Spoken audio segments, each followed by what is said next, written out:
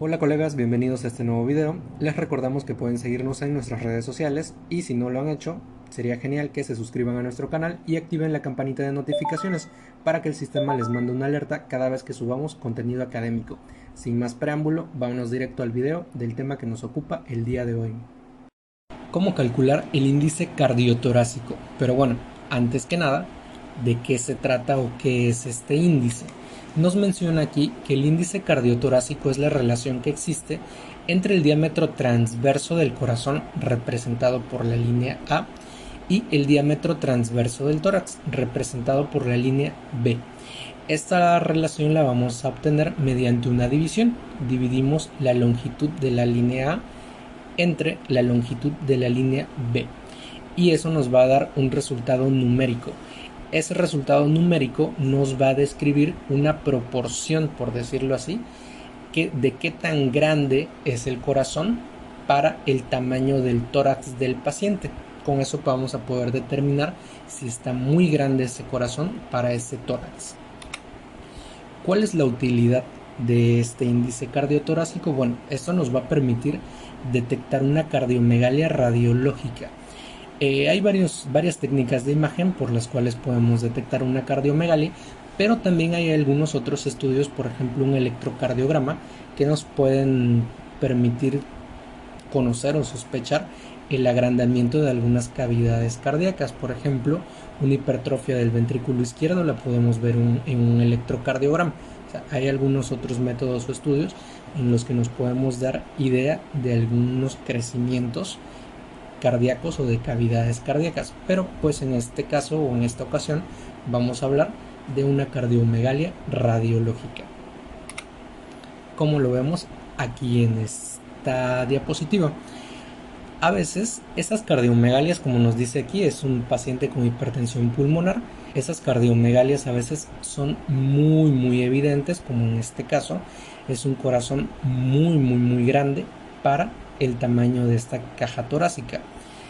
Sin embargo, no siempre va a ser tan evidente como en este caso. A veces hay una cardiomegalia más discreta y en cardiomegalias más discretas, si solamente nos vamos al ojo de buen cubero, como dicen por ahí, o a la pura apreciación así a simple vista, podemos tener algunos fallos en esa apreciación. Tal vez para mi criterio, para mi vista, está grande ese corazón, pero si lo ve otro colega, tal vez él me pueda decir a su criterio, no, yo lo veo normal, pero precisamente para evitar esas discrepancias es que se trató de hacer este índice para tener un valor numérico que sea una referencia un poco más acertada que la apreciación a simple vista. Sin embargo, como todo en medicina, nada es perfecto ni nada es tan fácil, esto va a tener algunas limitaciones. En este contexto es conveniente mencionar que la silueta cardíaca que nosotros vamos a ver y a medir en la radiografía no representa como tal solamente el corazón, nos representa la suma del corazón con sus estructuras circundantes. Esto es importante porque, por ejemplo, si algunas de estas estructuras circundantes por alguna razón aumentan su tamaño o volumen, esto va a hacer que la silueta cardíaca se incremente de tamaño y nos haga pensar en una cardiomegalia. Sin embargo, no va a ser a expensas de un crecimiento cardíaco, sino de sus estructuras circundantes. Por ejemplo, nos menciona aquí que cuando hay abundante grasa mediastínica o existe alguna almohadilla grasa prominente, puede darnos ese efecto. También nos menciona cuando hay un gran derrame pericárdico. En este caso, el corazón no sería como tal el del agrandamiento. La colección de líquido que hay en el pericardio va a ser la que aumente el volumen total. Esos son algunos detallitos que tenemos que tomar en cuenta. También otro de los detalles u otro ejemplo es en el segundo punto. Nos menciona aquí que cuando existe hiperinsuflación pulmonar, el índice cardiotorácico va a disminuir y el corazón va a aparecer anormalmente pequeño. Esto es, por ejemplo, en esta imagen de una radiografía, vemos una hiperinsuflación pulmonar. Esta es una radiografía de un paciente con EPOC. Lo importante aquí es observar que como los campos pulmonares están hiperinsuflados, están digamos muy grandotes, el corazón se ve pequeño, da la impresión de estar pequeño. Eso es como, por ejemplo, una persona de 1,80 es alta, pero si esa persona de 1,80 se para junto a una persona que mida 2 metros, se va a ver pequeña, y no necesariamente porque esté chaparrita, se va a ver pequeña porque comparada con alguien que está mucho más alta, va a dar la impresión de que hasta chiquito se ve. Lo mismo sucede aquí. Al estar hiperinsuflados, es decir, grandotes los campos pulmonares, el corazón da esa impresión de que está normalmente pequeño. Y como las medidas aquí van a ser más grandes del diámetro torácico, esto también en la cuenta nos puede hacer que el corazón en el índice tenga un índice anormal. Pero son detallitos que también hay que tomar en cuenta a la hora que valoremos nuestra radiografía. Nos menciona aquí como un punto aclaratorio que una verdadera disminución en el tamaño cardíaco se produce en pacientes con estados hipovolémicos crónicos, como nos menciona aquí la enfermedad de Addison, o en una malnutrición crónica, que realmente se vayan a traducir con una disminución en el tamaño cardíaco.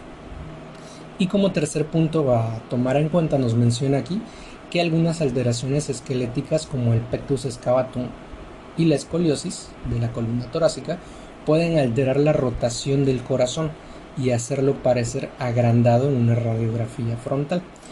Por ejemplo, aquí hay una imagen del pectus excavatum, que es un hundimiento, digámoslo así someramente, es un hundimiento en el esternón, y aquí lo vemos en un corte. Aquí vemos un corte normal, la posición del corazón detrás del esternón, y acá atrás está la columna, ¿no? En un paciente que tiene pectus excavatum, que tiene un hundimiento aquí, este corazón va a estar presionado, y esto puede hacer que su silueta se vea deformada, digámoslo así, pero en esa deformación que va a tener la silueta cardíaca nos va a poder dar una modificación en ese tamaño de la silueta. Si la comparamos, esta se ve más larga que esta. Cuando la midamos, esta va a ser más grande, pero no necesariamente porque ese corazón esté grande, sino es por la modificación que le está haciendo, la disposición que da el hundimiento de este huesito del esternón, ¿sale? Y bueno, ya para entrar en materia de saltándonos esa breve introducción, ¿cómo calculamos esta situación? Nos dice aquí que vamos a medir la anchura horizontal del corazón, como lo habíamos dicho en diapositivas anteriores, y se va a dividir entre el diámetro interno más ancho del tórax. Aquí va a haber una aclaración que ahorita les voy a comentar en otra diapositiva, pero básicamente eso es lo que tenemos que hacer: tomar estas dos medidas y dividirlas. Nos menciona aquí que un índice cardiotorácico normal debe de ser inferior a 0.5. Depende de la bibliografía que revisemos. La mayoría de los lugares donde revisemos nos van a mencionar que debe de ser de menos de 0.5. Sin embargo, algunos libros por ahí nos dan un margen un poquito más amplio. Nos dicen que puede ser hasta de menos de 0.5 o 0.6. Como por ejemplo el Tratado de Cardiología de Braunwald lo menciona de esa manera. Espero haberlo pronunciado bien, pero bueno, ese tratado nos lo menciona así. Y también un punto importante a la hora de que hagamos esa valoración o que tomemos estas medidas es que debe de ser en una radiografía PA, una imagen póstero-anterior o una tele de tórax, como clásicamente se le llama a esta proyección. Porque la otra proyección que se puede o que nos puede llevar el paciente es la proyección AP, una proyección antero-posterior. Pero si el paciente tiene una radiografía en esta proyección puede magnificar la silueta cardíaca hasta un 25%, y esto nos daría un margen de error que podemos calcular o ver un corazón 25% más grande de lo que realmente es, solamente por la proyección de la radiografía. Así que hay que tener mucho cuidado, o más bien verificar que nuestra radiografía sea póstero-anterior o tele de tórax, como se usa el término comúnmente. Y esto va así: una radiografía póstero-anterior quiere decir que el haz de los rayos X va a ir en dirección de la parte posterior del paciente hacia la anterior, es decir, que el rayo está atrás del paciente y desde atrás va a hacer la penetración de ese rayo, ¿sí? De posterior hacia anterior va a ser la dirección. Básicamente eso es como en qué se basa eso de postero anterior y antero posterior. Y aquí tenemos un ejemplo de esa importancia. Esta es una tele de tórax o una radiografía postero anterior de tórax, que es la que debemos de utilizar. Y esta otra es al revés. Esta es una imagen antero posterior y es del mismo paciente, de hecho. Sin embargo, está tomada con la finalidad didáctica de ver cómo se modifican las estructuras y cómo la silueta cardíaca en este lado se ve más grande sin sacar el índice ni nada. En esta se ve un poco más aumentada que en la imagen de la izquierda de su pantalla. Por eso es muy importante que veamos que la toma sea una tele de tórax o postero anterior la proyección, ¿sale? Y bueno, ya habiendo aclarado esos puntos, nos vamos con manos a la obra, a lo que nos compete. Aquí tenemos que, bueno, hay dos formas en lo que lo podemos encontrar esto del índice cardiotorácico. Lo que clásicamente se utiliza y viene en la mayoría de los libros de cardiología, como el Braunwald, que habíamos mencionado anteriormente, es esta parte de la derecha. Sin embargo, algunos también van a encontrar por ahí, como los manuales AMIR, por ejemplo, lo mencionan como viene de este lado. Les hago la aclaración porque pues pueden encontrar las dos formas y pues puede prestarse a confusión, ¿no? Bueno, ¿cuál hago? ¿Cuál está bien? En los manualitos de la AMIR nos lo menciona muy básicamente de esta manera: medir el diámetro transverso del corazón en su parte más ancha, claro, y dividirlo entre el diámetro transverso del tórax en su parte más ancha, que sería aproximadamente a esta altura, como nos los marca ahí en el ejemplo del libro, digámoslo así. Esa es una forma de calcularlo y le digo, como lo menciona ese manual. Sin embargo, en la mayoría de los libros de cardiología lo dividen o lo hacen de esta manera. ¿Por qué? Porque muchas veces no coincide meramente la altura. Digamos que esta parte blanca es la silueta cardíaca, ¿no? Muchas veces a la altura que yo veo el diámetro más ancho del lado derecho del corazón, no es la parte más ancha del lado izquierdo. La parte más ancha está un poquito más abajo por la disposición del corazón o por la posición en la que está.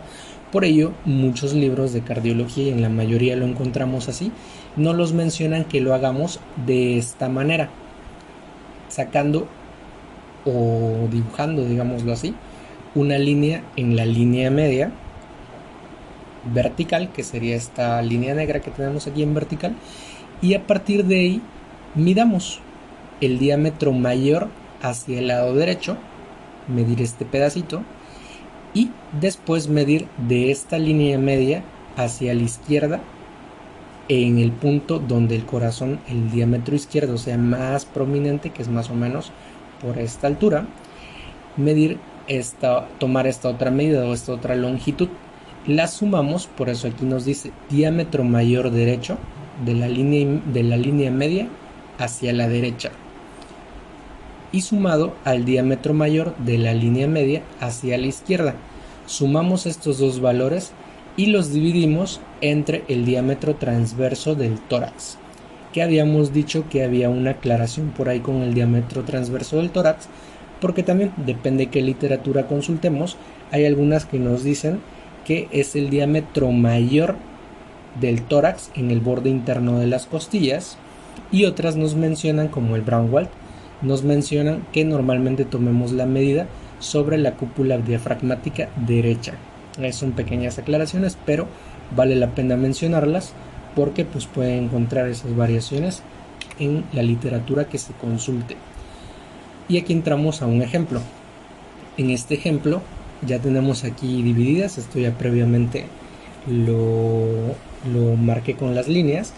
Esto es un ejemplo a escala, obviamente, no está medido ahí en una radiografía a tamaño real. Hice un ejemplo a escala, sin embargo, el mismo procedimiento que vamos a hacer a escala es lo que ustedes van a hacer con una radiografía que tengan ahí en el negatoscopio de su consultorio. Pero lo hice así en digital, para facilitar ahí con las imágenes, o es un poquito más sencillo para mí. Y aparte porque también muchas veces, por ejemplo, hay pacientes que ya les dan solamente en digital la radiografía y nos llevan un disco, o a veces ya perdieron su radiografía o pasó alguna situación y tienen solamente la toma ya grabada en un disco en digital, y pues lo podemos hacer a escala, que el resultado de esa división va a ser proporcional y va a ser prácticamente el mismo. Y bueno, ya aquí tenemos la línea que dijimos que había que marcar vertical en la línea media. Normalmente, o en muchos casos, se dice que de la línea media, más o menos una cuarta parte del corazón está hacia la derecha y unas 3/4 partes aproximadamente están hacia la izquierda. Bueno, ya aquí tenemos el trazado de mis líneas, la línea vertical en la línea media, apoyándonos en donde viene la columna, que es la línea media, y de ahí trazamos otras dos, que va a ser para marcar mi diámetro mayor hacia la derecha.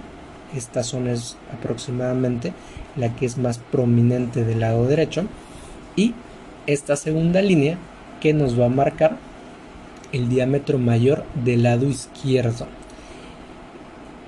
Y entonces tenemos que, ya tomando esa medida, aquí en la primera imagen de arriba a la izquierda de la pantalla, tenemos que el diámetro mayor a la derecha del corazón es de 0.8 centímetros u 8 milímetros, como lo querramos ver.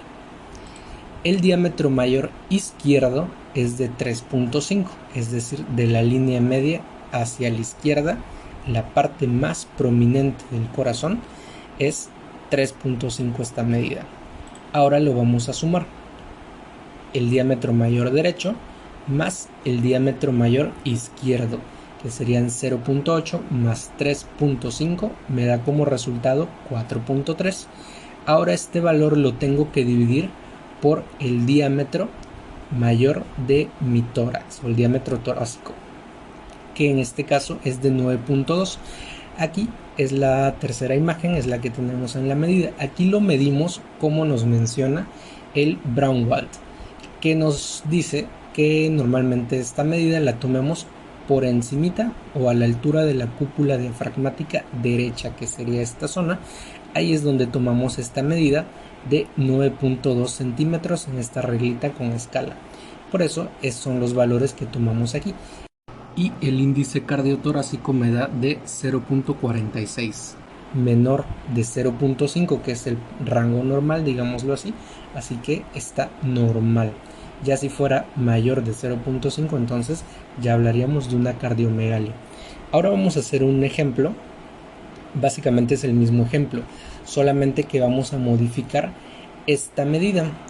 Ya les había comentado que en este diámetro torácico, en la literatura lo podemos encontrar de dos formas, como nos menciona el Tratado de Cardiología, que lo hagamos normalmente sobre la cúpula diafragmática derecha, que sería esta medida de 9.2 que tomamos, pero también hay algunos libros que nos mencionan que tomemos la medida más, el diámetro torácico más ancho, y ese no está sobre la cúpula diafragmática. Este ejemplo lo tenemos aquí. Las medidas van a ser las mismas acá arriba porque es el mismo ejemplo. Mi diámetro mayor a la derecha es de 0.8, mi diámetro mayor a la izquierda era de 3.5, pero aquí la regleta, si se dan cuenta, la ubicamos un poquito más abajo, ya no en esta línea que habíamos medido sobre la cúpula diafragmática derecha, ya la situamos un poquito más abajo, en donde encontramos el diámetro torácico, el mayor diámetro torácico, que en vez de darme 9.2 como en la anterior, aquí me da 9.4. Y regresamos a la misma historia, sumamos el diámetro mayor derecho, que era 0.8 centímetros, más los 3.5 centímetros del diámetro mayor izquierdo, me dan 4.3, pero ahora lo dividimos entre 9.4, que es el diámetro torácico más ancho, y me da 0.45.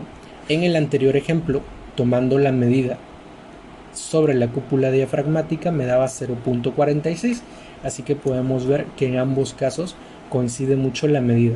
Quise hacer los dos ejemplos porque tal vez me digan, no, te complicas, ¿no? O me enredas más con manejándolo de dos maneras, pero quise hacerlo de las dos formas. Una para que vean que es muy equivalente, muy parecido a lo que nos van a dar las cuentas, pero también porque depende del libro que lean, lo pueden encontrar en esas dos variantes. Y a veces nos deja la confusión o la duda, bueno, ¿qué hago o cuál está bien? Los dos están en la literatura y nos debemos de apegar, hay que acostumbrarnos a algún método, no vamos a estar haciendo los dos con todas las placas, pero es bueno saberlo para que si alguien nos comenta, oye, pero es que yo lo vi de otra manera, bueno, es que acorde a la literatura que revisas, es la variación del método que puede haber, ¿sale? Por eso es que los quise complicar un poquito, pero para que vean las dos formas en cómo lo encontramos.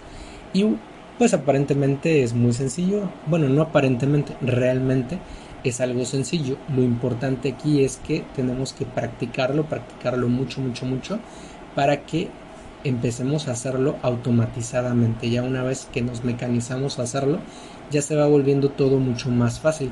A través del tiempo, los años de experiencia, ya uno ya prácticamente a ojo de buen cubero y a simple vista, ya enseguida uno dice, esa radiografía tiene una cardiomegalia, lo sacamos la cuenta y efectivamente hay una cardiomegalia.